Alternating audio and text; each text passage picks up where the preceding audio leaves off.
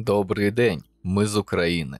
Це не буде якийсь цільний матеріал, це, напевно, збірка думок, які потрібно проговорити для вас, мої глядачі. Більшість із вас ніколи не стикались із бойовими діями, а тим паче війною. Про посттравматичний стресовий розлад та морально-психологічне вигоряння ми вже поговорили. Це, так би мовити, моя спеціалізація. Якщо не бачили, десь на екрані будуть посилання, також в описі до матеріалу. А тепер будемо розбирати, що ще ми можемо робити для нашої з вами перемоги над рашистами.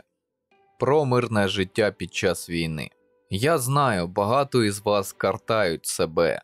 Що я тут роблю у Львові чи Тернополі? Працюючи на своїй звичайній роботі, на якій, можливо, ви працювали ще до війни, або яку пощастило знайти вже після. Нічим не допомагаю фронту. Треба взяти скоріше рушницю та йти туди, до гарячих точок. Вгадав я ваші думки? Так от, ви не праві. Є таке золоте правило військової служби. Якщо ти бачиш незнайому штуку, не підходь, бо їбане. Натомість поклич сапера. Це називається розподіл обов'язків. Так, навіть якщо ти воїн, ти не можеш бути міфічним універсальним солдатом із того фільму зі Сталоне. Є спеціалізації. Механіки, водії, оператори протитанкової зброї, навідники, артилерісти, танкісти і ще багато спеціалізацій. І кожній із них треба вчитися, довго вчитися. Саме тому тебе, Максиме чи Богдане, відшивають у військкоматі. Людей твоєї спеціалізації, скоріш за все, стрілець, дофіга у військах, просто море. Бо для цієї роботи потрібно просто вміти виконувати наказ і стріляти із банального АК-74. А от танкістів, наприклад, не так багато. Так шкварить їх, аж гайки воняють. Так що, поэтому ті ж самі танкісти, вони ж теж жити хочуть. Нормально, грубо. Некоторі кажуть, щоб прийти, забрати там танкістів. Так а що забирати? Там забирати нічого. Там із 3 танкістів можна на півлітрову баночку хіба що насобирати. Тому глянь у свій військовий квиток, перш ніж жалітися, що тебе не взяли до ЗСУ чи територіальної оборони. І тут ми приходимо до думки, яку ти гониш від себе як чорта. Що ти на своїй цивільній роботі у відносно мирному місці приносиш більше користі, ніж на війні. Саме так, наша економіка страждає. Дуже. Валовий внутрішній продукт у цьому кварталі просяде, що у свою чергу призведе до дефіциту товарів та подорожчанню усього. Як на це вплинути? Просто працювати як завжди. Ти допомагаєш нашій економіці на своєму робочому місці. Бо війна, на жаль, буде тривати ще деякий час. Можливо, до кінця літа, можливо, до осені, а можливо і рік. Знаю, може статися, що хуйло відкинеться раніше, чи економіка Рашки полетить у прірву ще швидше, ніж зараз. Але це абсолютно хаотичні фактори, відслідковувати які важко навіть найталановитішим аналітикам. Тому вони вираховують динаміку. І на даний час динаміка каже – півроку, може рік. Знаю, не це ти хотів почути, але як є. Ми все одно переможемо, це питання часу. І ти в цей час повинен працювати.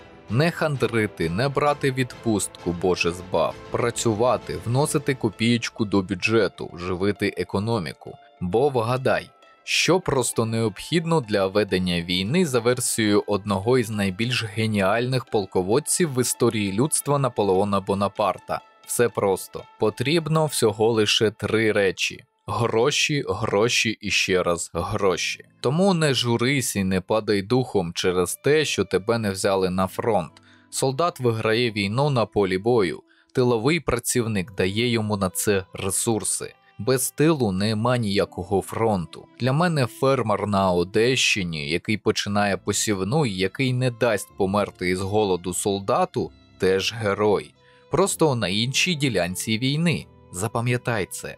Те ж саме можна сказати про програмістів, які одночасно працюють і ведуть війну на інформаційно-цифровому фронті. Ви теж не особливо потрібні в ЗСУ. А от кібервійна – це діло корисне. У мережі бачив, як одна людина створила ферму для DOS-атак на 50 приладів.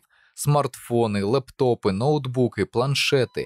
І все це постійно атакує рашківські державні сайти. Красиво. По суті, до чого я це все веду? У старі часи, щоб утримувати одного воїна в обладунках та на коні, потрібно було десятки селян, і особливого вибору не було – феодалізм. Ну, якщо ми не беремо до уваги унікальне козацтво Січі. Зараз же світ трохи змінився. Ви всі можете бути воїнами. Просто бойові дії, вони повсюду. Увімкни уяву і трохи розшир рамки ярликового мислення про війну 20-го сторіччя. Зараз у нас нова ера. До неї слід підходити із певними нюансами. Гібридні війни, щоб їм пусто було. Психіка як ресурс. Про самопоміч.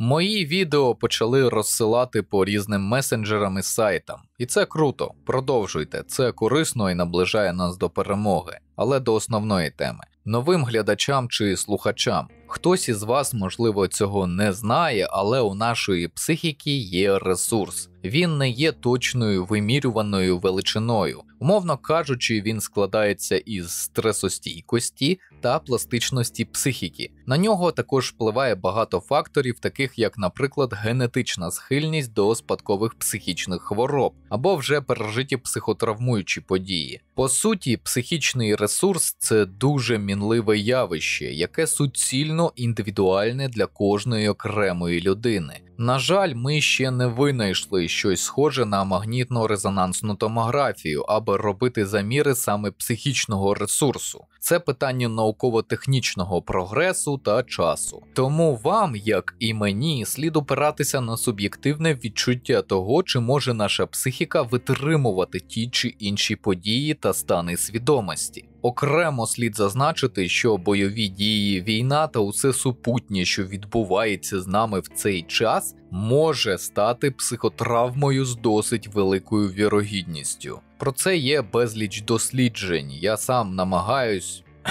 намагався до цього пиздеця писати кандидатську роботу про психотерапію та ігротерапію ветеранів війни, але доведеться відкласти якось на потім. До чого я веду? Психічний ресурс теж, як не дивно, ресурс. І дуже недооцінений. Морально-психологічний стан – чи не найважливіша складова воїна під час бойових дій. Нагадую, ми всі, хто залишилися в Україні, зараз воїни, так чи інакше.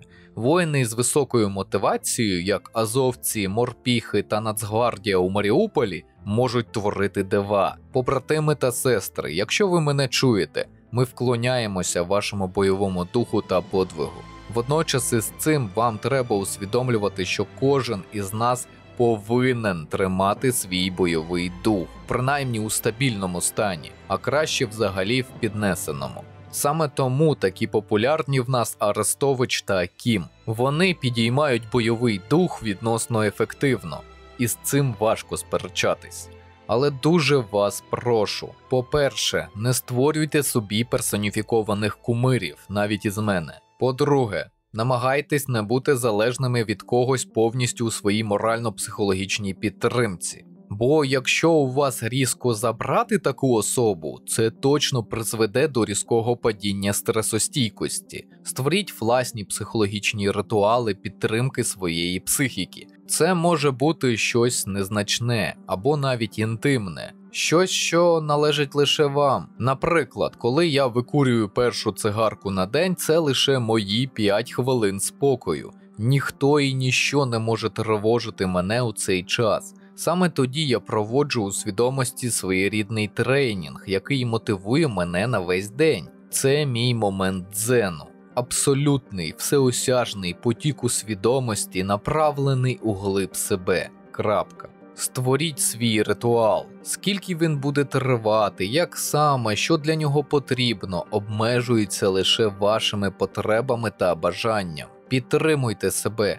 Не давайте новинам чи якимось явищам зіпсувати ваш настрій і стабільний стан психіки. Коливання можливі, але саме коливання, а не шторм. Це вам домашнє завдання від мене. Створіть свій заспокійливий психічний ритуал, який не буде залежати від інших осіб. Або виявіть те, що він у вас вже є. Даю підказку, його можна вдосконалити, апгрейднути по молодіжному сленгу. Хай там що, але в нас є ще одна важлива сьогодні тема. Про беженцев. Не волнуйтесь, этот раздел на русском не для Рашки, а для наших союзников в Европе, которые, к сожалению, не все владеют украинским. Некоторые из них просили сделать им ликбез по приему наших беженцев. Итак, для начала, вам стоит осознавать, что беженец не означает одномоментно хороший человек. Да, можете бросать помидоры и камни, но в первые и последующие дни эвакуировались из Украины также те, кто поддерживал узкий мир, голосовавшие за ОПЗЖ, Шария и прочие любители Снежаны Егоровой. То есть люди с не самыми высокими стандартами морали и иногда мощно промытые рашистской пропагандой. Таких меньшинство, но они есть. Так же, как и приспособленцы. Поступают сигналы, что эвакуировались, например, граждане из Закарпатья, причем чуть ли не в первые часы 24 февраля. Посмотрите на карту, догадайтесь, много ли там ведется боевых действий или вообще стреляют. Вопрос риторический. Что с ними делать?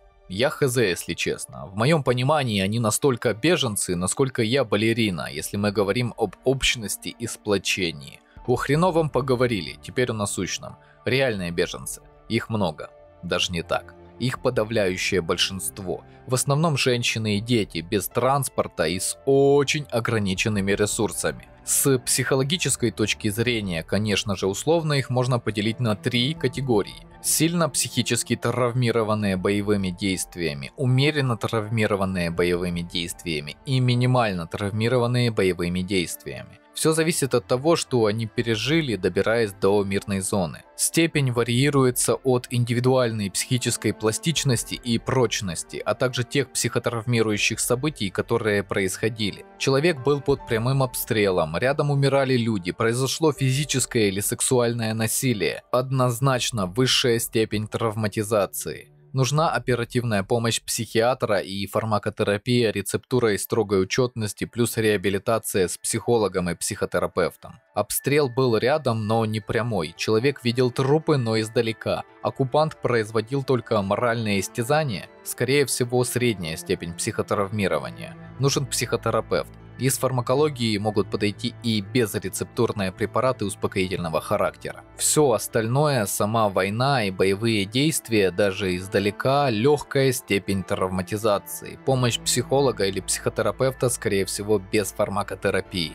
Учтите, это очень поверхностно. Ведите таких людей как минимум к клиническому психологу для первичной диагностики. Там уже определяться с методами психотерапии. По социально-экономической составляющей. Повторюсь, многие ехали без особых денег. Это не так, как вы готовитесь к туризму или экскурсионной поездке. Люди брали самое необходимое. Многие брали домашних любимцев, оставляя, например, ноутбук или ювелирку. Стоит также понимать, что некоторые украинцы жили в совершенно других условиях, порой лучших, чем вы можете им дать. Это не в упрек. В состоянии шока, а он может длиться очень долго, если мы считаем событийную протяженность от войны, они могут говорить вещи им несвойственные, которые вы можете принять как оскорбительные или надменные, но они не имеют это в виду. Говорит и их состояние психики. Вообще, беженец до акклиматизации в мирной зоне больше всего похож на человека, страдающего биполярным расстройством. Волны эйфории и гиперактивности могут сменяться депрессивным вялым состоянием. Это нормально. Также норма выплески страданий доступными способами. Плач, истерика, обвинение всех вокруг, желание напиться или даже желание навредить себе. Психика ищет любой способ справиться с гигантским количеством негативного стресса. Сколько может длиться такой период? По-разному, но в целом промежуток активной переработки стресса при благоприятных обстоятельствах около 3 недель. После этого поведение, скорее всего, станет спокойней. Как себя вести, чтобы помочь переработать негативный стресс? Не расспрашивайте человека о болезненных воспоминаниях. «Ой, а сколько трупов ты видел? А русские правда как бомжи выглядят? А чем по вам стреляли, ракетами или снарядами?» Такое спрашивать нельзя. Это может привести к истерике или тяжелому депрессивному эпизоду. Если вам очень любопытно, можете задать наводящие или очень отдаленные вопросы. Когда человек созреет сам, а это рано или поздно произойдет, вы охренеете от количества жести, которую он вам расскажет. Сами будете не рады узнать такое. Помогайте человеку увидеть приятные вещи, гуляйте, показывайте достопримечательности, рассказывайте историю вашего города, учите язык. Новая информация перебивает поток нагнетания в сознании мыслей о войне и доме, который пришлось оставить, возможно, навсегда. Займите чем-то человека. Наши люди очень трудолюбивые и будут рады подработке или интересному времяпровождению. Сходите с ними за покупками, поспрашивайте, сколько стоят овощи, мясо и фрукты у них и как они определяют качество. Так сказать, обмен опытом и житейскими хитростями.